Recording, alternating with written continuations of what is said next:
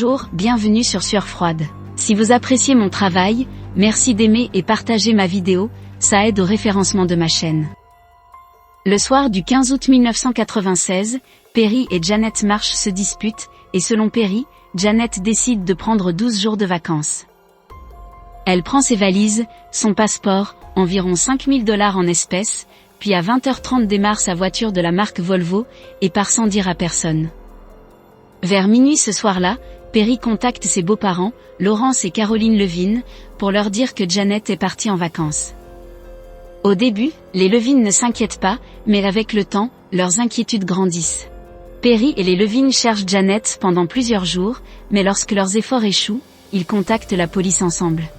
À ce moment-là, cela faisait 2 semaines que Janet avait disparu. Le couple ont ensemble 2 enfants, un fils au nom de Samson, et une fille au nom de Zipporah. Perry déclare que Janet a prévu de revenir le 27 août, pour fêter l'anniversaire de Samson. Les enquêteurs trouvent cela étrange, car la fête d'anniversaire de Samson est prévue pour le 25 août, 2 jours avant la date de retour de Janet. Les enquêteurs apprennent que dans la journée du 15 août, Janet a demandé à sa mère de l'accompagner chez le procureur chargé du divorce. Janet avait découvert que Perry a payé $25 000 pour éviter une poursuite de harcèlement sexuel, après avoir été surpris d'écrire anonymement des lettres à caractère sexuel à un parajuriste travaillant dans son bureau.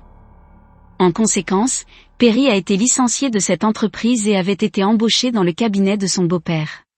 C'est à ce moment-là que Perry a appris qu'il risquait d'être poursuivi en justice pour harcèlement sexuel. Les autorités estiment que Janet avait confronté Perry sur le fait de vouloir divorcer, et une dispute avait éclaté. Il y a aussi des questions sur un tapis, qui aurait été disparu du salon des Marsh, le lendemain de la disparition de Janet. Le vendredi 16 août, Marissa Moody et Janet ont prévu de se voir, pour que leur fils puisse jouer ensemble. Lorsque Moody est arrivée à la résidence Marsh, Janet n'est bien sûr pas à la maison, mais elle remarque que le tapis a disparu. Un autre témoin a fait surface, affirmant avoir vu aussi un tapis à la maison des Marsh, le 16 août. Cependant, Ella Goldschmidt, la nourrice des enfants de Marsh, ne se souvient pas d'avoir vu le tapis. Lorsque les enquêteurs interrogent Perry à ce sujet, celui-ci nie l'existence de ce tapis. Le démenti de Perry au sujet du tapis amenait les détectives à penser que lors de la dispute, la nuit précédente, Perry, qui détenait une ceinture noire en karaté, aurait facilement pu tuer Janet, dissimuler son corps à l'intérieur du tapis, puis se débarrasser de celui-ci, le lendemain. Le 7 septembre, la voiture de Janet est trouvée sur le parking, dans un complexe d'appartements à Nashville. La police retrouve le passeport de Janet, et d'autres effets personnels, mais il n'y a aucune trace de Janet. Un agent se souvient d'avoir vu quelqu'un, qui ressemblait à Perry, quittant le complexe d'appartements en vélo, vers 1h du matin, le soir où Janet avait disparu. En septembre, un mois après la disparition de Janet, Perry et les enfants s'installent à Chicago. Peu de temps après le déménagement, Perry et ses beaux-parents, les Levine, se sont lancés dans une bataille judiciaire, pour les biens de Janet. Perry veut se voir accorder le contrôle de ses biens, et les Levine s'y opposent. Il souhaite également un droit de visite, ce à quoi Perry s'oppose avec véhémence. En 1999, le tribunal accorda le droit de visite aux Levine, mais avant qu'ils ne puissent voir les enfants, Perry emmena sa famille, dans la maison de son père à Ajijic, au Mexique. En guise de réponse, les Levine déclarent la mort de Janet, et intentent une poursuite civile contre Perry, pour mort injustifiée dans la disparition de leur fille. Perry ne se présente pas devant les tribunaux, et les Levine reçoivent $133 millions. Perry annule le verdict en appel.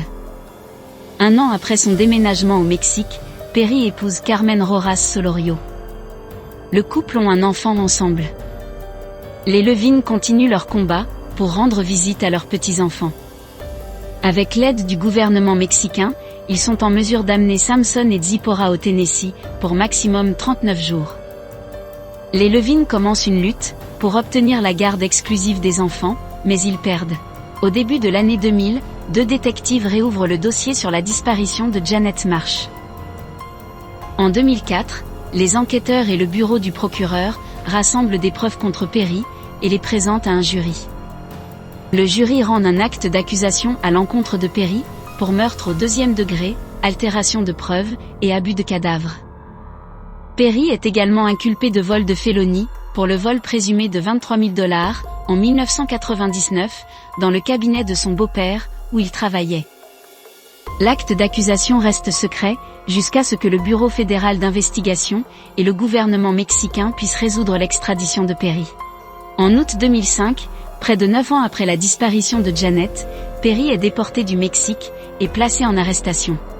Lors de l'audience de cautionnement, l'un des détectives, Pat Postiglione, déclare que, lors du vol Mexique-Nashville, Perry a déclaré qu'il est prêt à plaider coupable en échange d'une peine maximale de 5 à 7 ans. Perry n'y avoir fait une telle déclaration. Perry est détenu dans la prison du comté de Nashville. Là, il se lie d'amitié avec le détenu Russell Faris, qui attend son procès pour tentative de meurtre. Perry dit à Faris qu'il pourrait s'arranger pour que sa caution soit payée, s'il consentait à tuer les Levine. Faris finit par en parler à son avocat, et l'information est transmise aux autorités. Faris accepte de travailler avec la police, et celle-ci enregistre les conversations ultérieures entre les deux hommes. La police enregistre des conversations entre Faris et Arthur Marsh, le père de Perry, qui vit toujours au Mexique. Arthur dit à Perry quel était le meilleur moment de la journée pour se rendre au domicile des Levine, comment se procurer un fusil, le type de pistolet à obtenir et comment se rendre à Ajijic, au Mexique, après avoir tué les Levine. Faris dit à Perry qu'il est en train d'être libéré. Avant que Faris ne parte, Perry écrit l'adresse des Levine et lui tend le morceau de papier. Perry est arrêté et inculpé de 2 chefs de sollicitation de meurtre, par les procureurs du comté de Davison. Également, il est inculpé de conspiration par un procureur fédéral.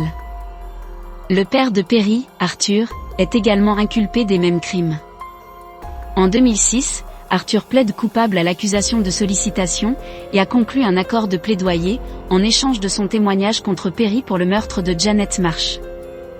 En avril 2006, Perry est reconnu coupable d'avoir détourné $23 000 du cabinet de son beau-père. En juin 2006, il fut reconnu coupable du complot d'assassinat des Levine.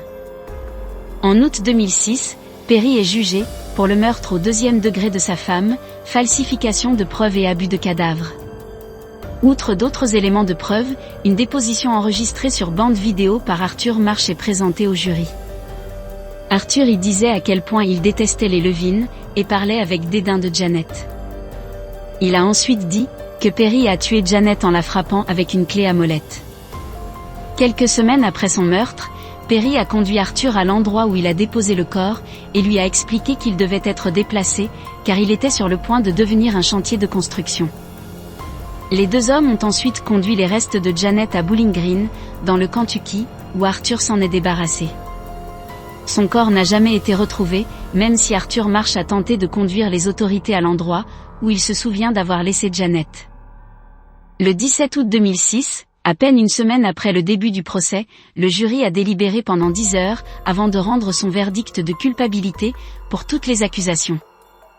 Perry a été condamné à 56 ans au total pour le meurtre de Janet, et pour la tentative de meurtre pour compte des Levine.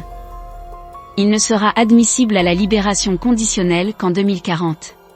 Arthur Marsh a été condamné à 5 ans de prison pour tentative de meurtre pour le compte des Levine. Il est mort 3 mois plus tard.